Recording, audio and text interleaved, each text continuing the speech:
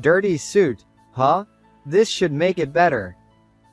My classmate said as he splashed red wine on my suit. The suit, a keepsake from my father, quickly turned red. Trembling with anger, I couldn't do anything. At that moment, a woman with black eyes jumped in front of me. She had seen everything and gave my classmate a sharp look. I never thought I'd see your true colors here. The man's face turned pale, and he collapsed to his knees with a look of despair. The sound of my father's typing from his study was like a lullaby to me, who had no mother. Even when I was alone in my bedroom, it felt like my father was nearby. However, one night, I couldn't sleep no matter what, so I went into my father's study while he was working. Japanese books, Japanese English dictionaries, and documents written in Japanese were scattered around. My father didn't seem to notice me coming in. I picked up one of the scattered pieces of paper. No matter how long I looked at the Japanese writing, I couldn't figure out what it said. It was the same with other books I picked up. Still, I wanted to know what was written there. I was curious about what my father was reading. Liam, you're still up? My father said, noticing me. Yeah, I couldn't sleep. I replied, picking up the book with the coolest spine that was at my feet. Hey Dad, what's written in this book? My father smiled gently. Do you want to learn Japanese too, Liam? When I nodded, he smiled even more happily. That was my fondest memory with my father.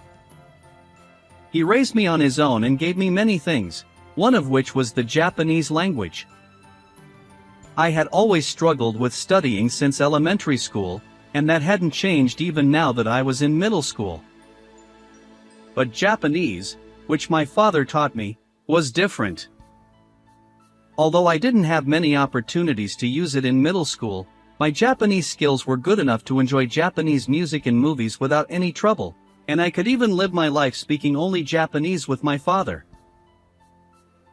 One day, on my way home from school, I met a girl. She seemed a bit younger than me, probably still in elementary school. She had black hair and black eyes, and it was clear she was Asian. She looked troubled and was trying to talk to people passing by, but the adults around her would quickly walk away as soon as they saw her. I couldn't just pass by her when she looked like she was about to cry. So, I decided to speak to her in Japanese. What's wrong? I asked in Japanese.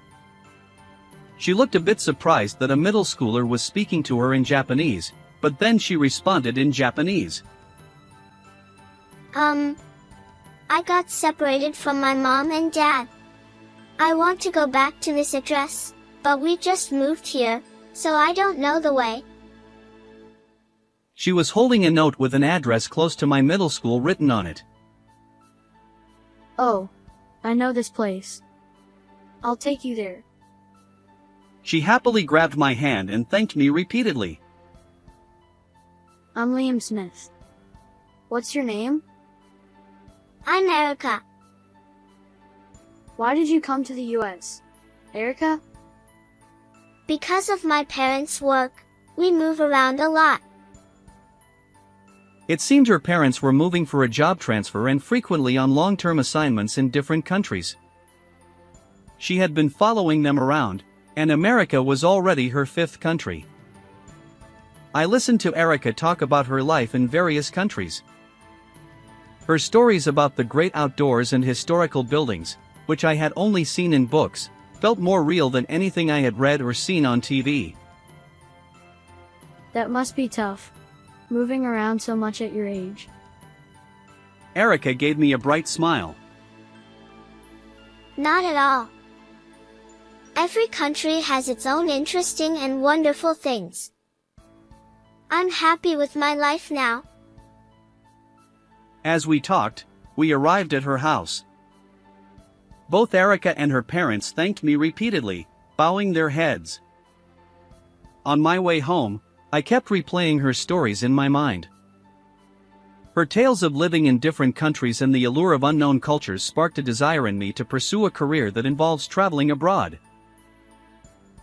A few years later, after graduating from high school, I got a job at a travel agency. Due to family circumstances, I couldn't travel abroad as I wished, so I chose this job to help others experience the joy of traveling overseas. Also, dreaming about foreign countries was the only thing I could pour my passion into, as I was not good at studying. Work, as expected, was challenging. At first, I didn't understand much and was constantly scolded by my seniors. I struggled to properly guide customers, and there were many hardships. However, after a few more years on the job, I got used to it and saved up some money. I started thinking about traveling abroad myself. It was around that time that my father passed away. Having raised me on his own, my father had pushed himself too hard. Over the years, his body visibly thinned, and his healthy complexion gradually faded. Even after I got a job and became independent, my father continued to work without showing any weakness. His overwork likely took its toll. My father had given me many things, including the ability to speak Japanese, when I was young. This time, he left me with one more thing, an old-fashioned suit. Though worn, it was meticulously cared for, with no holes or frays. Despite its age, it symbolized my father's unwavering dedication to his work. When I found the suit while sorting through his belongings, I decided to keep it as a memento. I resolved to wear it during important moments in my life from then on. Years passed since my father's death. Before I knew it, I was 30 years old, about the same age my father was when I first became interested in Japanese. At the travel agency where I worked, I had risen to a decent position and had subordinates. I wondered if I had become the kind of man who could wear my father's suit with pride. Just as I started thinking that way, a letter arrived in my mailbox. It was from a high school classmate, informing me of an upcoming reunion. Despite my struggles with studying, I had fond memories of high school. Even as a child, I would stay out late playing with friends, trying not to worry my busy father. There were a few friends I was eager to see again. I marked my attendance and looked forward to the reunion day. On the day of the reunion, I pondered what to wear. In the end, I decided to wear my best outfit, my father's keepsake suit. The venue was already bustling, and everyone still had traces of their high school selves. Having started working right after graduating high school, I rarely had the chance to chat and drink with people my age.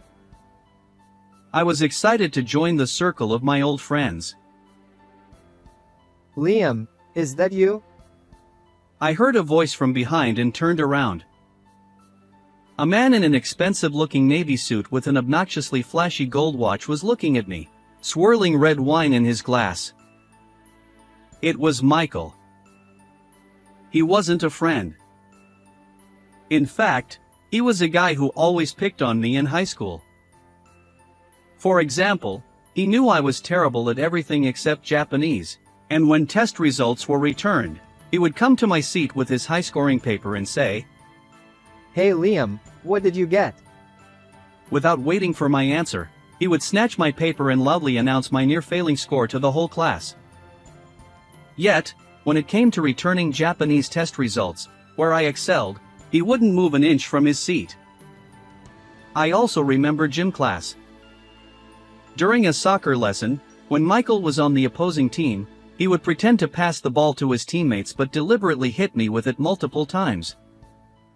Even when the teacher finally reprimanded him, Michael showed no remorse and just gave me a spiteful grin, which was a humiliating memory. The strangest thing about Michael's behavior in high school was that I had no idea why he targeted me. I wondered if I had somehow hurt him, but apart from the incidents I mentioned, I had almost no interaction with him. I thought his attitude might have softened at the reunion, but that wasn't the case. Still got that pathetic look on your face, huh? You look like a dumb, poor loser. Michael said, running his hand through his hair and flaunting his obnoxiously flashy gold watch. I had heard that Michael's father was the president of a hotel chain with locations all over the United States. In high school, he used to brag about how he would take over his father's company and become the president. Another annoying rich man looking down on the common folk. I tried to keep my emotions in check and handle Michael calmly. "What's up, Michael? That's quite a way to greet someone you haven't seen in a while." What's wrong with calling a poor person poor? He sneered. "Why do you think I'm poor?" I asked, getting a bit defensive. He laughed through his nose. Because you're wearing that old, shabby suit. He said, pointing at the suit I was wearing. It was my father's keepsake suit, something incredibly precious to me, but to someone who didn't know its significance, it probably looked old and worn. Enough about the suit. Stop picking on me already, I said, trying to walk away. But Michael persistently blocked my path. And doesn't that suit smell like it's soaked in mold and dust from a poor house? He added. By then, a small crowd had gathered around us. Our classmates, who had been listening to our exchange, were now focused on the two of us. Michael grabbed the collar of my suit and pretended to sniff it. "Stop it! Don't touch my suit!" I shouted, shaking his hand off angrily. Michael looked annoyed for a moment but quickly returned to his hateful smile. I've got a great idea. A way to make your suit even better.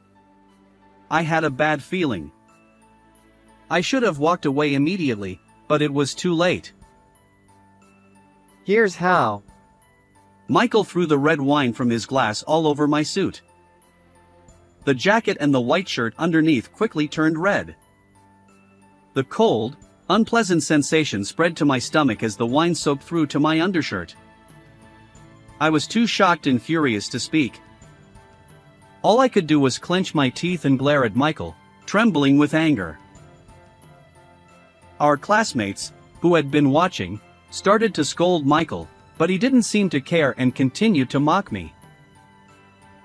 What's the matter? Are you actually mad? Over a cheap suit getting stained? You should be thanking me for adding a nice scent with this fine wine. I had reached my limit. I stepped forward, ready to punch Michael in the face with all my strength, when a woman's voice interrupted. What's going on? Are you okay? She asked, rushing over to me. She had black hair and black eyes. An Asian woman. She was diligently pressing a wet towel against my shirt, trying to stop the wine from staining it. When I glanced over at Michael, his bravado from earlier had vanished. The moment he saw her, his face turned pale, and his body began to tremble with fear. Erica, why are you here? He stammered. Erica. The name sounded familiar. Excuse me, but have we met somewhere before? I asked. She smiled warmly and replied.